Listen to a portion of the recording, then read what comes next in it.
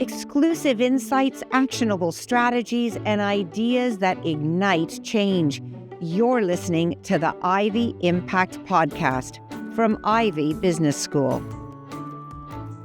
Hello and welcome to Season 2 of Dialogue with the Dean, the flagship series on the Ivey Impact Podcast. I'm Julian Birkinshaw, Dean of the Ivey Business School. In this series, I speak with Ivey's leading faculty to explore the research shaping business and society today. On this episode, we're diving into a topic that arguably matters now more than ever: organizational ethics. We know we need more of it, but in a world filled with headlines about corporate misconduct, what does ethicality in business actually look like? And more importantly, how do we develop it? Joining me to explore this is Hayden Woodley, Associate Professor of Organizational Behaviour at Ivey. His latest research challenges long-held assumptions about ethical leadership, revealing that emotional intelligence, not just intellect or vision, impact our business ethics. But that's only the beginning. There's another piece to the puzzle, and we'll get to that later in the episode. Hayden, welcome to Dialogue with the Dean. Thank you for having me here, and I'm truly honored to be here. Perfect. We'll just start a little bit with your background. What brought you to Ivey in the first place? I guess the short answer is opportunity, and to do things like this research. Right. This was actually coming together for a long time for me, something I've been interested in. My background is an industrial organizational psychologist, which is a mouthful. Yeah. It's really just a work psychologist. I study human behavior within an organizational context. But through that, I kind of got more passionate for the practicality of it. So instead of moving to a psychology department, I actually went to the University of Prince Edward Island, was in their faculty of business, and teaching, business students about the aspect of human behavior. I always find that there tends to be this disconnect that can take place where someone needs a task done and we focus on the task, not the human we need to do that task. So even with AI, right? Someone builds the algorithm and designs the AI. Right. So why are we focusing so much on the AI and what it's doing and not on the person who's building it? Got it. It's a real good passion for me. Yeah. And I was looking through your CV and you've done a bunch of things, and we will get to the emotional intelligence stuff. But a lot of your earlier work was around team dynamics. Just tell us what some of the kind of key findings or kind of insights that came out of that research were. Well, that is a lot. And I really enjoy doing that work because mainly I find that's where, from a leadership perspective, we get a lot of laissez-faire leadership, as people say, where we often take people, put them in a room together and say, you as a team figure it out, this forming, storming, norming. One of my early research is really starting to show that's actually a mistake. If you let teams come up with their own rules and requirements, it actually sets them on potentially an incorrect path because they get to set their own agenda. As a leader, you should be in and getting really involved early on. And my research was showing that things like confidence in teams starts off being really, really high, and they can be falsely fabricated, let's say, such that it'll go down over time, and the more it decreases, the worse they're going to perform. So as a leader, it's important to get in there and help them maintain that confidence over time to make sure that they perform at their best. And so you think, so your advice, as it were, is around, of course, managing the process and being conscious of the fact that just because a team says that it's doing a good job, that doesn't necessarily make it so. I read that in one of your papers you had this notion of constructive controversy or controversy. What do you mean by that? Does that mean that somehow controversy or disagreement is a good thing? There's different types of conflict that can take place in a team. If you and I aren't getting along with each other and we're having personality clashes, well, that's bad. If we're can't figure out how to go about doing something, what the process is, that form of process conflict, that's also not good. But then you can have discussions and debates about what's the task asking us to do, how are we trying to achieve this? And if you go into any high-functioning IT team or engineering team, you're going to hear that dialogue, and you're going to say the team that's having that dialogue is probably doing better than the team that's not having that dialogue. So what my colleagues and I were able to find was that teams that had really high task conflict but low presence of relationship and process conflict were the teams that were the most innovative and the most effective engineering project teams, and that this was really core to the success of their team. The challenge is these types of conflict, you can have it go backwards. I don't like you, so I'm going to fight with you about the process, and now I'm going to fight with you about the task. So we were the first to really differentiate between positive task conflict and negative task conflict using a really advanced statistical procedure called profile analysis. So disagreeing with somebody around tasks, as long as you don't kind of make it personal, somehow if you separate out, we can disagree about what the right thing to do is here, as long as there's still some level of respect or mutual understanding amongst the people, and you disassociate the two, then that can be a healthy dynamic. So that's probably overly simplified, but is that roughly correct? No, that's great. Actually, segues a little bit to something that I've been continuously working on that came out of some of that earlier work on how like teams' confidence or self-efficacy evolves over time. What we found is that, and more recently with more substantial evidence, that you actually want disagreement. Right. So you don't want them to all just think we're awesome and we're great or we all suck. You want them to have a understanding of, you know what, some things are going well, some things are not. And if you have everyone contributing to the success of the team, they're going to have divergent perspectives. And that's why when we say we want cross-cultural teams, because you want these different perspectives. These are all the advantages, but it's hard. It's hard as a leader to manage that complexity. But if you gain experience and experiential learning doing it, which is something I think we do really well here at Ivey, we can use that to help educate future leaders in how to make these teams and be present from the beginning all through the process to the outcome, and to be able to continue that cycle so the teams will succeed. So I think disagreement shouldn't be scary. It should be something that you lean on. Yeah. But that is, I mean, just to go a little bit deeper into it before we get to the other topic. I mean, as a leader, you're a bit sort of reluctant to encourage conflict. I mean, I've sat around many team meetings, sometimes as a leader, sometimes as a participant. And we often kind of tiptoe around disagreeing with people. And your advice is you would own it. I mean, in other words, if there is disagreement, you've got to almost lean into it and try to get to the bottom of why and try to understand that this can help you get to better outcomes. Is that right? Yeah, I think when we talk about psychological safety, I think we use it a little bit colloquially now, and we don't get to the true origin of like what Amy Edmondson meant by it. Yeah. And it's feeling safe taking interpersonal risks. Right. So that is an internal conflict that's going to take place by being able to say, hey, look, I think the team's going in this direction, and I disagree with that. You're referring to Harvard professor Amy Edmondson. Yeah. And she kind of coined the term psychological safety, which I think is, as you say, we use it in everyday language now, roughly speaking correctly, which is I feel comfortable to actually kind of share ideas perhaps that make me vulnerable within a group because I trust the people around me. Is that right? Yeah, to a certain degree. No, it's something that we differentiate from voice in teams, where people feel like I have a voice and I get to say and speak up and that people will listen to me. But it's going beyond that to say, well, I'm in an uncomfortable situation. Guess what? I made this mistake and this derailed the team. Yeah. Are you going to bring that to people's attention? Because the longer you take to bring it up, the worse it is for your team. Yeah. And that discomfort that we can put in is really a form of conflict. Yeah. But that form of conflict, if we can process it and feel supported by others and trust that if we bring this up, I will be treated fairly, that is really core to feeling like a successful team. I've occasionally tried to, it's difficult to do, but I've occasionally tried to get teams to share their failures, their well-intentioned failures. Yeah. And obviously I have to start by kind of going first, but as a means of kind of reminding everybody that it's actually okay to have, things which didn't go perfectly.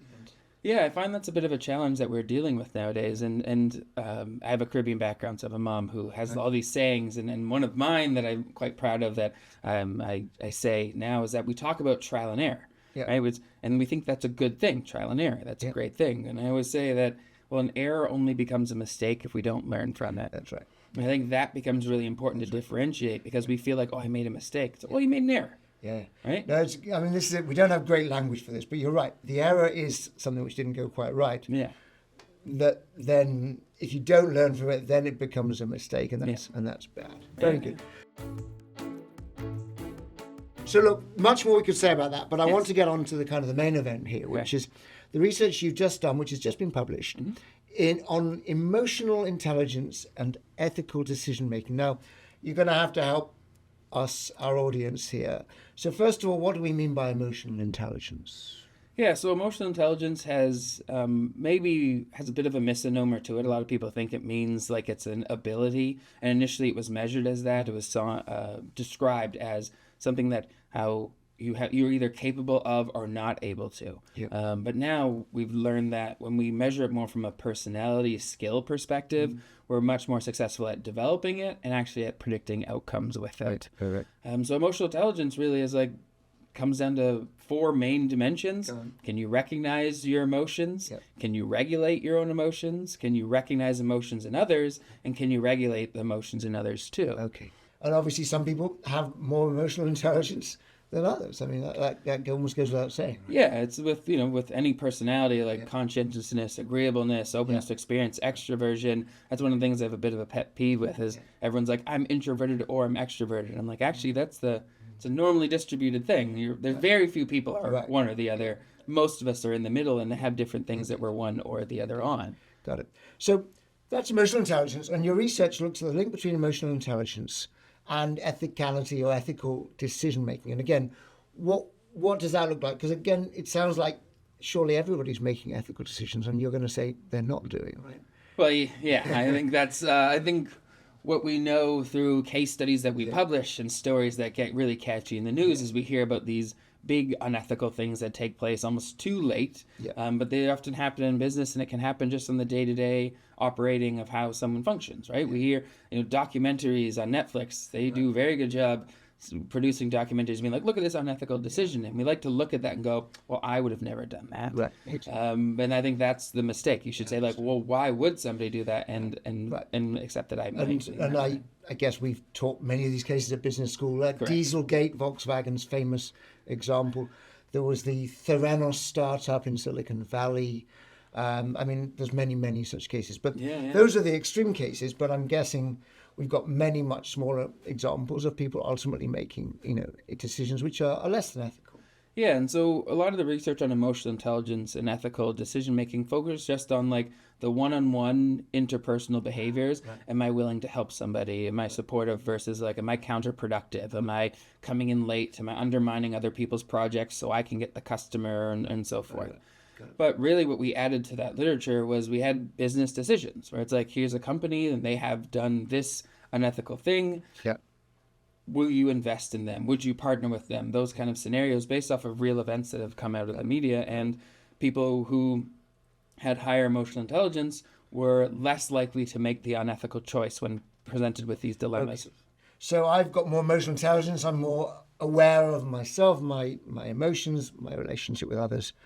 I'm more likely to make ethical decision making. I mean, it kind of sounds straightforward, but what is the mechanism? Why does that work? Because ultimately, showing that there's a relationship is one thing, but helping all of us to do it better is another thing. So, talk about how this works in terms of cognition or sort of what happens inside our minds. Well, I love this question mainly because a lot of my stuff I do focuses on these linking mechanisms. Right. Why is that connected to that? And the paper is about feeling confident in doing the right thing. And we find that people with higher emotional intelligence have skills where they feel like I can read somebody, I can understand that person, I can understand when I'm getting overly emotional in a moment, and I can regulate that. And those skills make you feel like not only you can connect with yourself, but with others.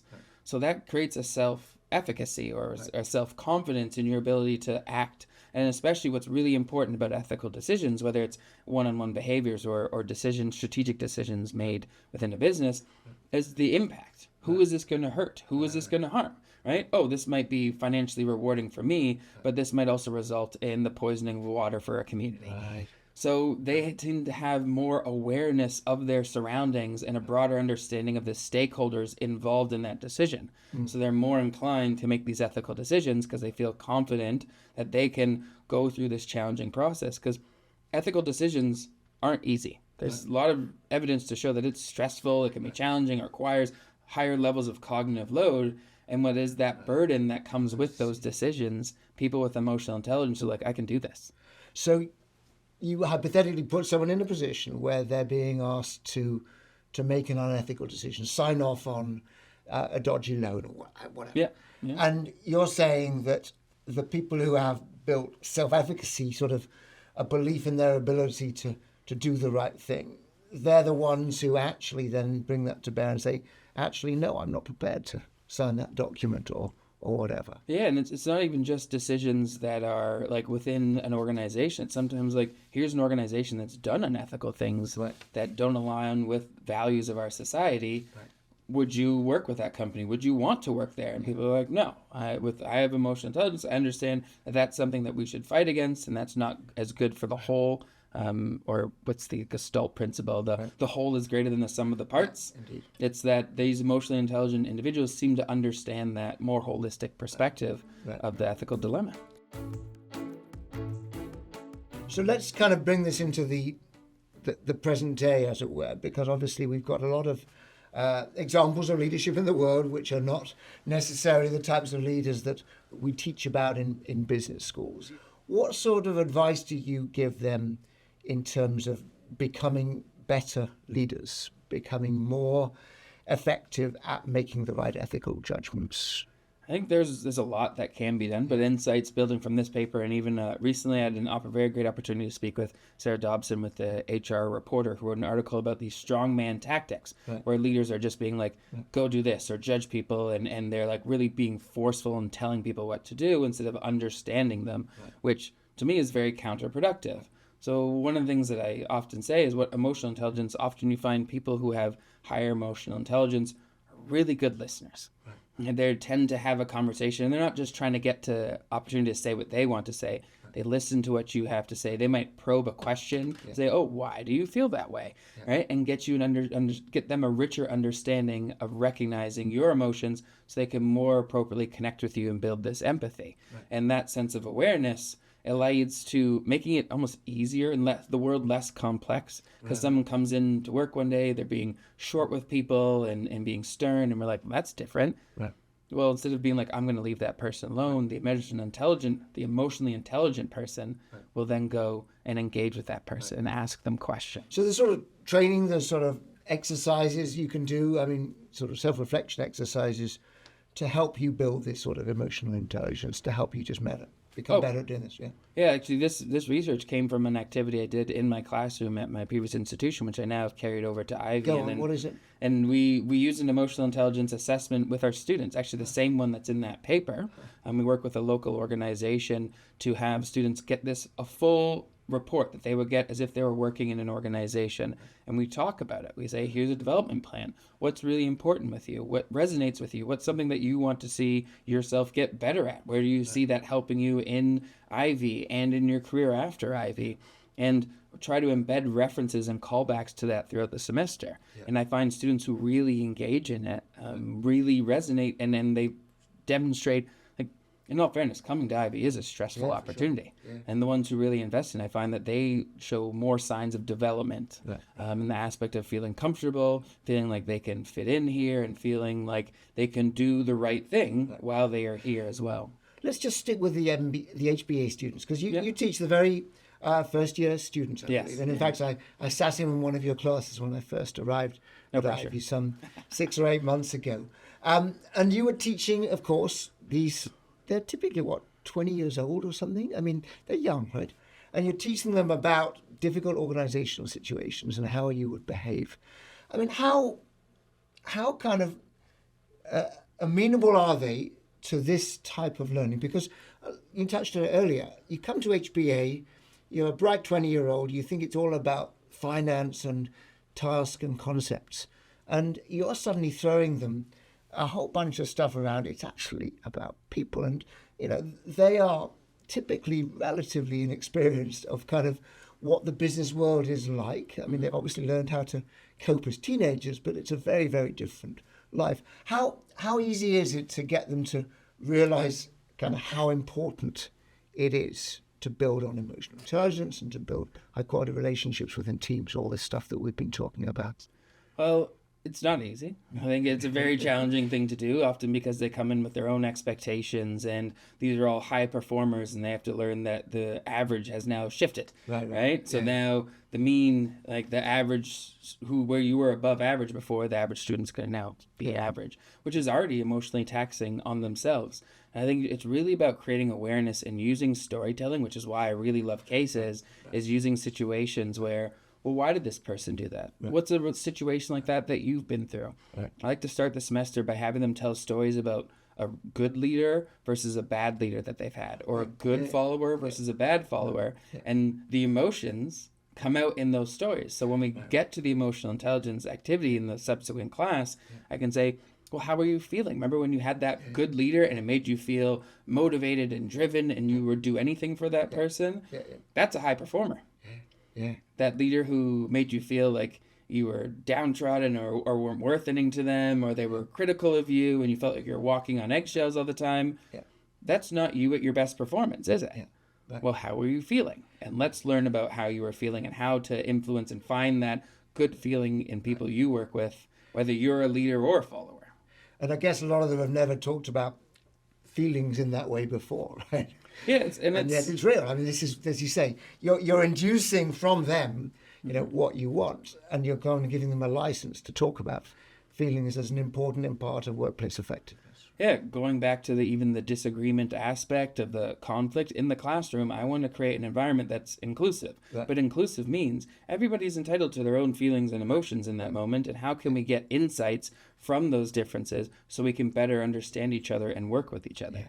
So that's the one. I don't need everyone to be happy at the same moment. That's not necessarily an inclusive environment, especially if I'm trying to force happiness on you to be like everybody else. Got it. So let's now go from you teaching our younger students to you working with executive education clients. And of course, Ivey's got a thriving executive education business of which you're part. How do you help those clients? Because obviously we've talked a little bit about how you as an individual might build greater emotional intelligence to make, among other things, better ethical decisions. As a leader of others, how do you steer your organization so that it collectively you're making better decisions? Well, I think it really comes from, there's a lot of examples of this, but it's the leader who, people say walks the walk and talks the talk. But you have to start establishing the normative behaviors that are acceptable. And things like Dieselgate, if I understand and recall it correctly, the CEO wasn't at the level where the decision was made to cause this problem, but they stepped down and said, this has happened under my watch. So something I was doing wasn't carrying down to make people realize that that was not an ethical thing or how we wanted to operate as an organization. So he took responsibility for it. But at some point, right, there's someone lower level who could make a decision and do something unethical. If the norm in the institution is that's not okay, someone should be at that level shutting that down. I mean, it's a fascinating digression, and I guess we may never get to the bottom of exactly who knew what. Exactly. In Dieselgate, my memory is the head of the Americas went to jail, but the Germans did not. Right. But let's not get stuck in Dieselgate. Let's go to the more generic point of, sometimes people make bad, unethical decisions. And somebody above them has condoned it. I mean, perhaps tacitly condoned it, but has not perhaps put the spotlight on it in the right way. Your point, of course, is that as a leader, we have to stamp out those types of unethical behaviors, because it's only when we do that we make it clear that is not possible. That is not acceptable. And that's that's difficult, because in the moment, the sort of the polite thing to do is I'm from England, we're all very polite, and Canadians are quite polite as well. But it is very easy just to let something slide, and perhaps pick it up later. But what we should be trying to do is actually catch it in the moment and say, that's, I need to call that out. That was not an appropriate thing to say. Is that right? Yeah, and so sometimes you have to assess the frequency and the intensity of his leader in a moment to say, is this something I need to address later on separately with this person? Because it was just like maybe a little passive aggressive and they don't understand how it was understood. So it's a learning or teachable moment versus there's a moment where I'm in front of other people, there's a collective situation. That was clearly relationship conflict. And I can say, whoa, that's not how we function here. That's not how we operate. And realizing that the person who's going to get called out, that's going to spike emotions there, so I have to deal with that. But I'm really more focused on the person who's feeling that harmed emotion. And then I can help recognize and regulate that and say, if I cut this down now, that person will feel that I'm there to protect them, and I can address with the person who is causing the problem more clearly after the fact. Got it. Yeah. If there's one takeaway, one thing our listeners should take away that just sort of to reinforce or reaffirm the last half an hour of conversation, what would it be? I'm going to be really cheesy and quote the Matrix. Okay. And there's a line in that from the Oracle where she says, "Know thyself." Right. And really, I think a lot of times we focus on it from a perspective of like, what am I good at and what am I not good at, but not about how am I feeling while I'm doing that. Right. And I find one of the things that our students struggle with is they come out of our program, go into a job, and they go, "Oh, I'm not enjoying doing this thing." Being able to recognize and regulate your own emotions and using that to build connections with others will help build a more ethical environment, whether it's within business or within just our society. Which, of course, we could all agree is a worthy outcome. Yes. Thank you very much. No worries. Thank you very much for having me, and this has been a pleasure being here. Thanks. You've been listening to Dialogue with the Dean from Ivey Business School. My thanks to Hayden Woodley for sharing his compelling research on the link between emotional intelligence and ethical decision-making. His insights offer practical strategies for organizations aiming to build more ethical cultures and give leaders plenty to reflect on when it comes to leading with integrity and confidence. And thank you for joining us. If you enjoyed today's episode, be sure to subscribe, share, and stay tuned for more conversations with Ivey faculty on the ideas shaping business and society. Until next time, goodbye. This was Dialogue with the Dean, an Ivey Impact podcast series. For more insights from Ivey, including thought leadership on critical issues and additional podcast episodes, visit ivyimpact.ca or subscribe on your preferred podcast platform. Thanks for tuning in.